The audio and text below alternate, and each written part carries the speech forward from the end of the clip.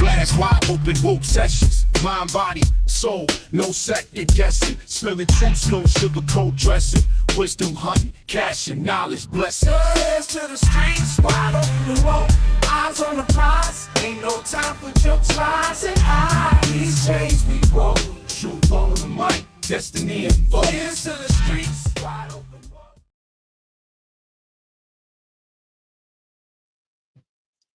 Hey, how y'all doing out there? This is Audi Rob with Wide Open Woke Podcast. I got some sleep this boy. I'm telling you, I've been working these hours and trying to get these videos out here to y'all. This is the third part of the crash retrieval programs that's hidden by the government. They've been doing this forever, y'all, for a while, for a very long time, ever since, well, way before Roswell. Roswell was just a turning point to where they had to get it under control, where they can kind of keep the narrative because there's going to be more and more coming up in the future. So they set it up in a way where they can control a little bit more, because that happened in 1947, and the CIA was formed in 1948 right after that. So that's the Central Intelligence Agency that held all the information and kept everything secret pretty much, along with the formation of the Majestic 12. But without further ado, let's go back into this video and continue on what we were looking at here. And let's get this thing going. This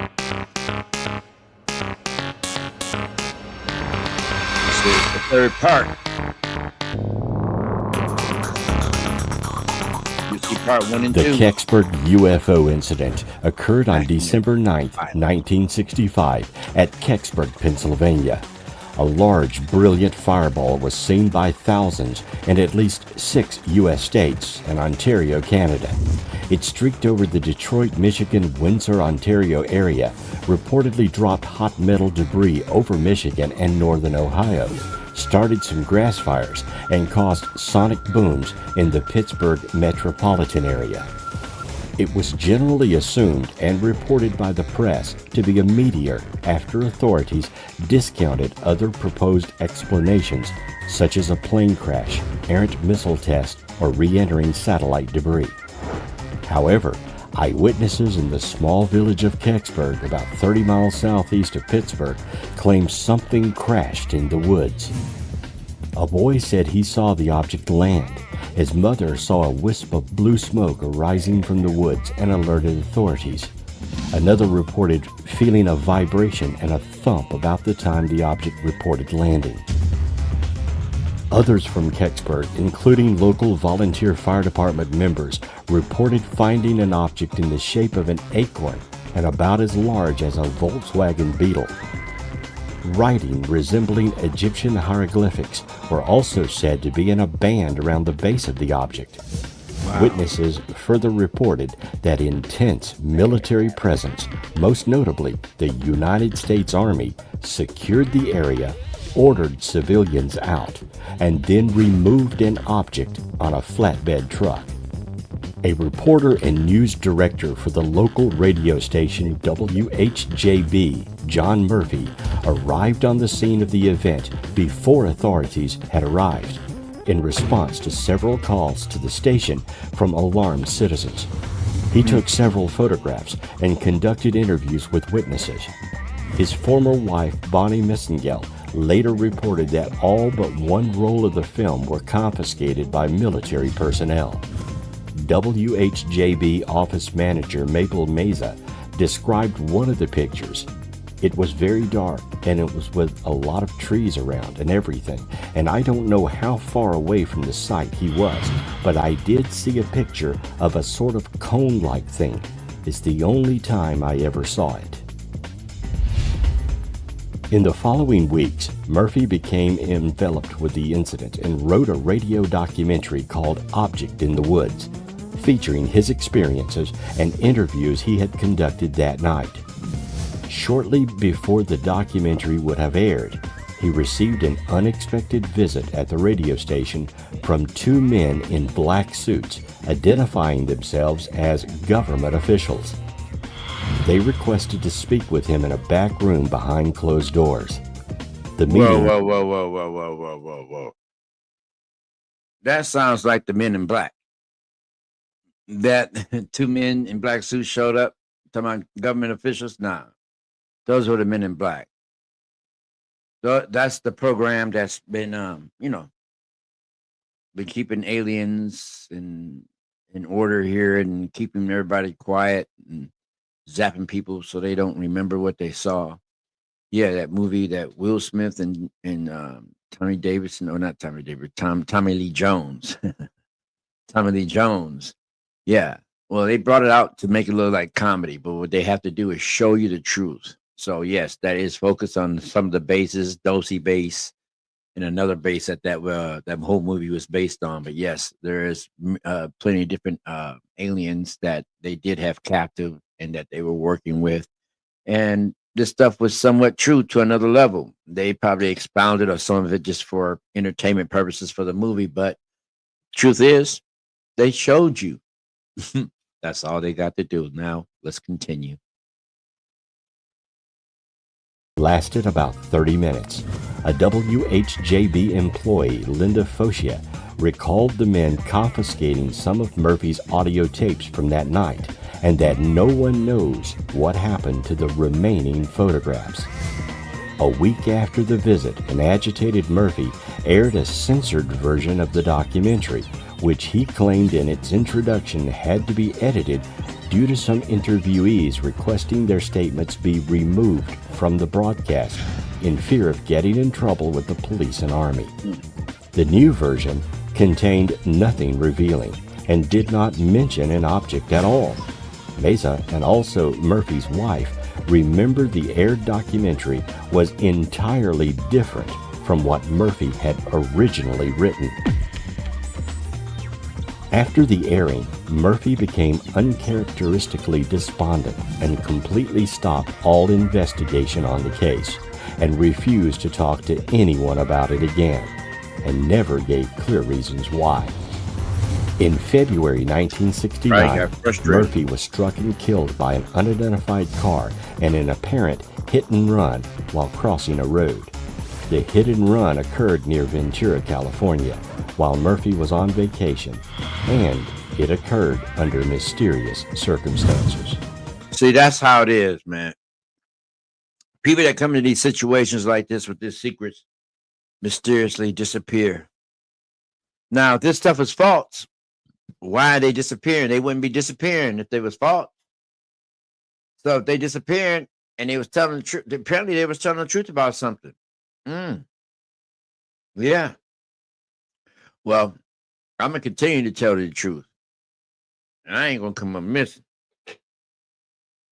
My ancestors got my back. Let's go with this. Peace.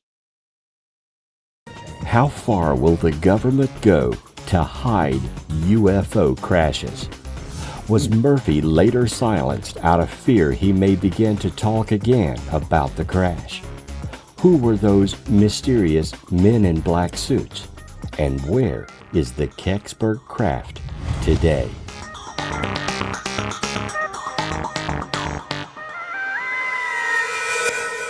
Probably in the bunker.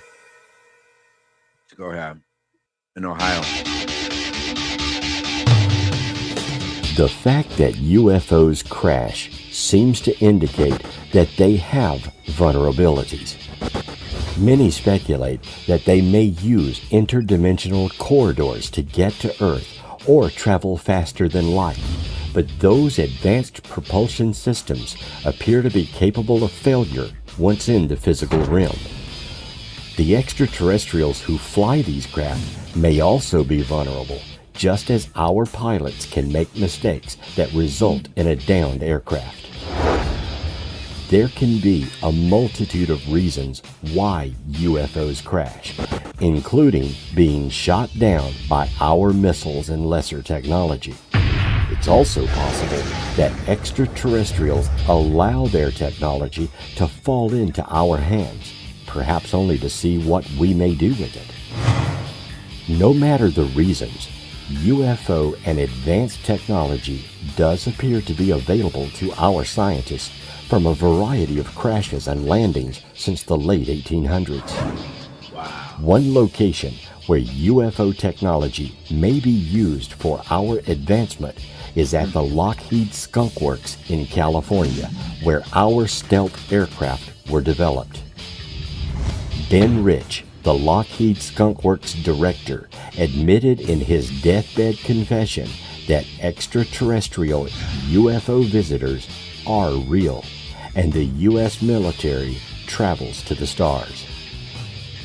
He revealed the information before his death in January 1995.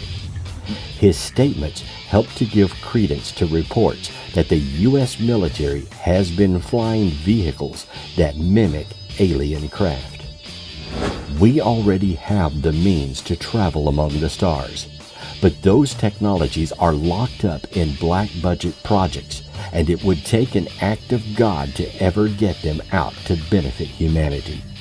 Anything you can imagine, we already know how to do.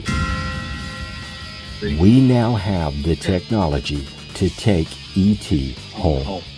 No, it won't take someone's lifetime to do it. There is an error in the equations. We know what it is. We now have the capability to travel to the stars. When Rich was asked how UFO propulsion worked, he said, "Let me ask you, how does ESP work?" The questioner responded with, "All points in time and space are connected." Rich then said, "That's how it works." Dr. Ben R. Rich, former Lockheed Skunk Works director, also confirmed there are two types of UFOs, the ones we build and the ones they build. We learned from both crash retrievals and actual hand-me-downs. The government knew, and until 1969, took an active hand in the administration of that information. After 1969, the administration handled by an international board of directors in the private sector. Nearly all biometric aerospace designs were inspired by the Roswell spacecraft, from Kelly's SR-71 Blackbird onward to today's drones, UCAVs, and aerospace craft. It was Ben Rich's opinion that the public should not be told about UFOs and extraterrestrials. Why? One cannot get a more decisive statement from a high-profile military development organization than the director of Skunk Works. These statements were made in 1995.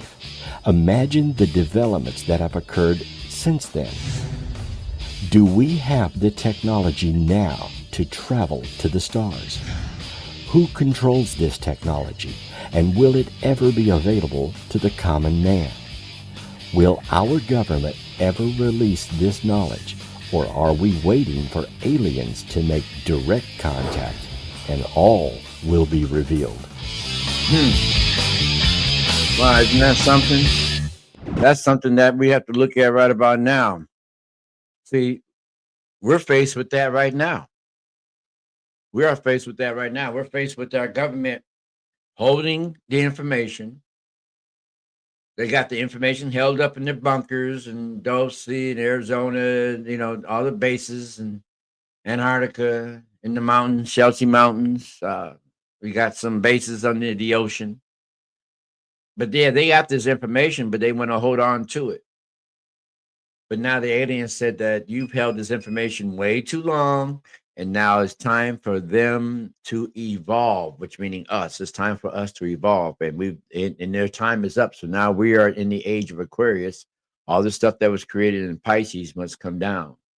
So we are in the age of Aquarius. Everything, all truth must come forth. That deals with religion, our heritage, everything. So let's continue on this video right here, people. Let's go, fam.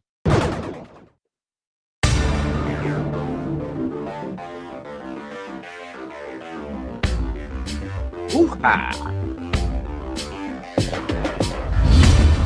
Over the years, government and military personnel have come forward and described their involvement with crashed UFOs in their retrievals.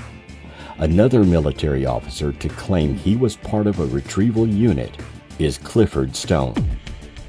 Staff Sergeant Clifford Stone served in the U.S. Army for a 22-year period from 1969 to 1990.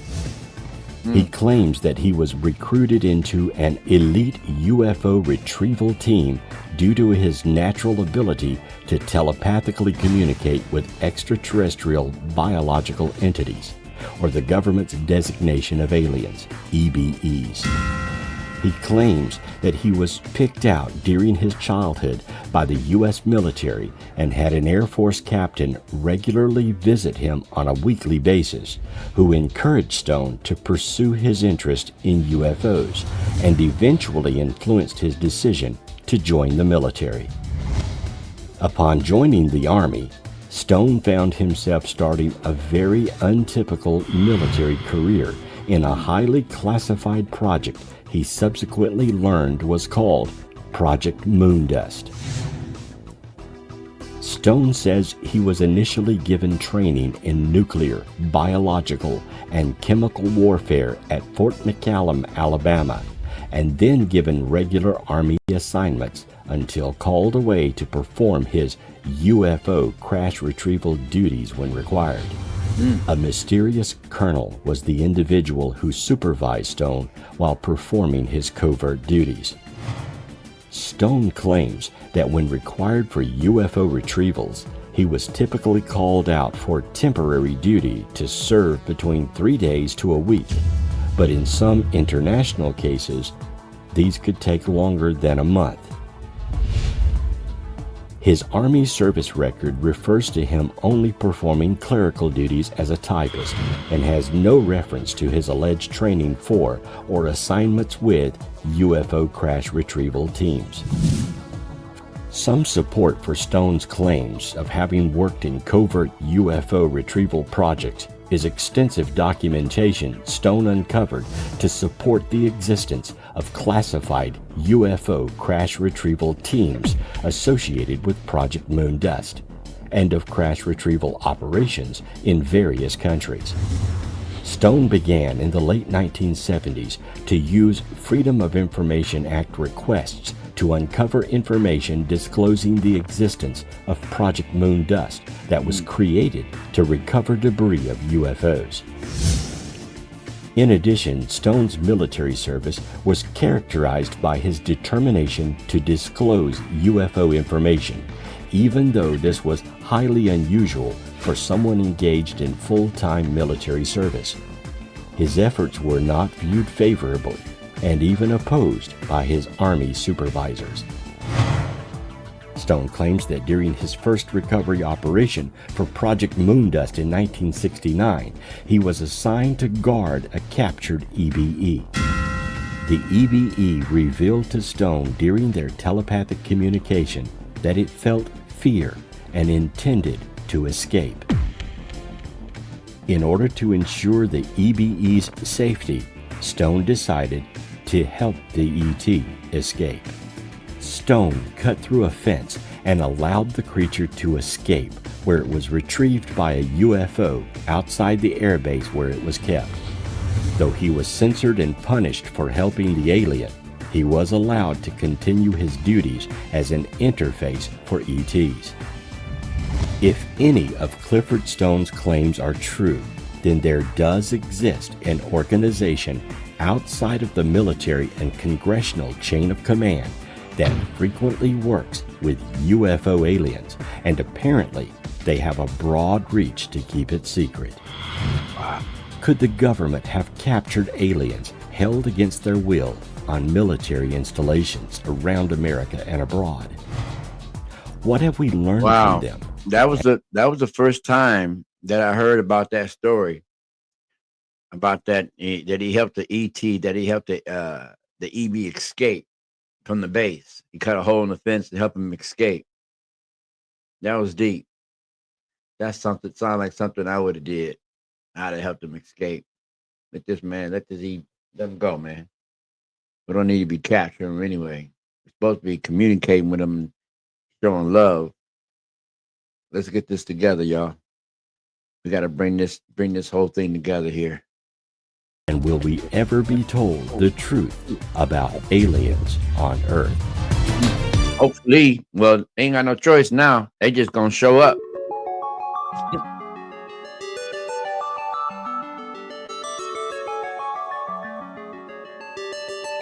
Hmm, beautiful. That's where we're supposed to be. When we start. As early as the late 1800s, we have known about aliens, their craft, and perhaps even their purpose for coming to the Earth.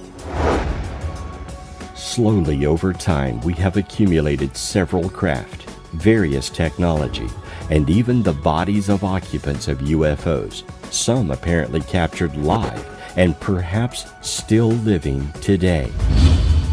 This may sound extraordinary, but there exists physical evidence of the truth to many of these claims. There exists today specially designed military units whose sole purpose is to arrive at a crash site early, contain the area, capture any living aliens, and gather up any dead aliens along with their technology. Then transport the craft and debris to secret installations far away from the prying eyes of American citizens. We may never know the full extent of this massive cover-up, much less be allowed to view this evidence. However, nothing can remain a secret forever. As more people come forward and expose the truth about UFO crashes and their containment, the day could come where someone blows the lid off these atrocities and the truth is revealed for all.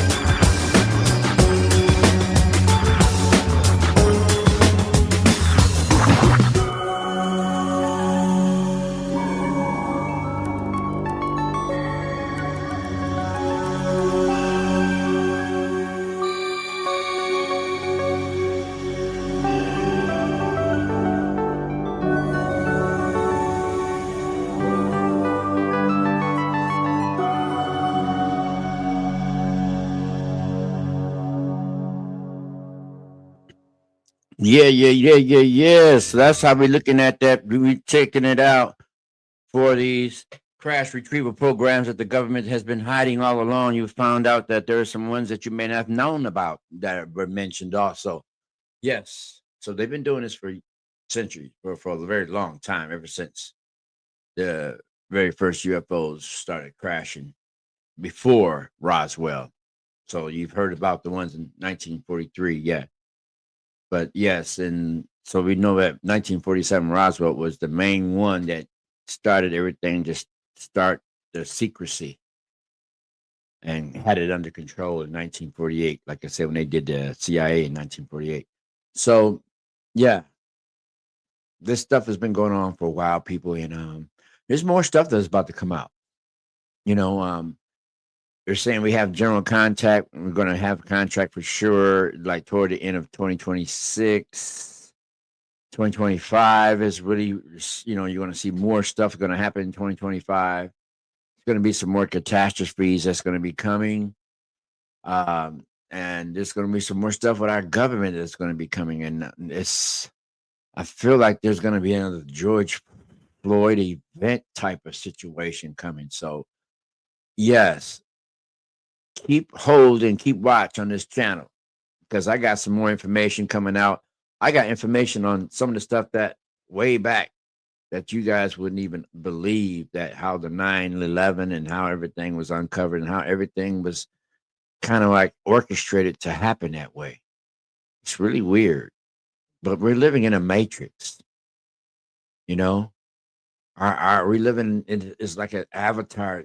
We are avatar bodies that we're here, and our world is magical, and it's all based on spirituality, but it's being controlled by religion, and religion has control. They've controlled our minds. That when we see this so-called reality, we think it's science fiction when we see it, but actually it's real.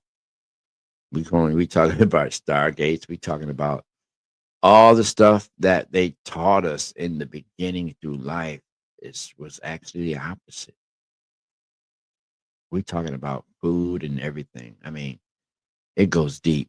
It goes way deep. But we're gonna end this one right here. We got a next video gonna come up. It's gonna be some more stuff on consciousness, but I got a whole library that I got access to of some of the deepest stuff that you will not find nowhere else. I really need a server because this is going to be crazy. But anyway, this is Audi Ride with Wide Open Woke Podcast. I'm glad you guys checked me out. Please like and subscribe. All right. Peace, love, and light.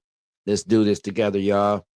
We can come together and blast wide open woke sessions. Mind, body, soul, no second guessing. Spilling truths, no sugarcoat dressing. Wisdom hunting, cash and knowledge blessing. Hands to the streets, wide open woke. Eyes on the prize, ain't no time for jokes, lies and eyes. These days we woke, truth on the mic, destiny and vote. Hands to the streets, wide open.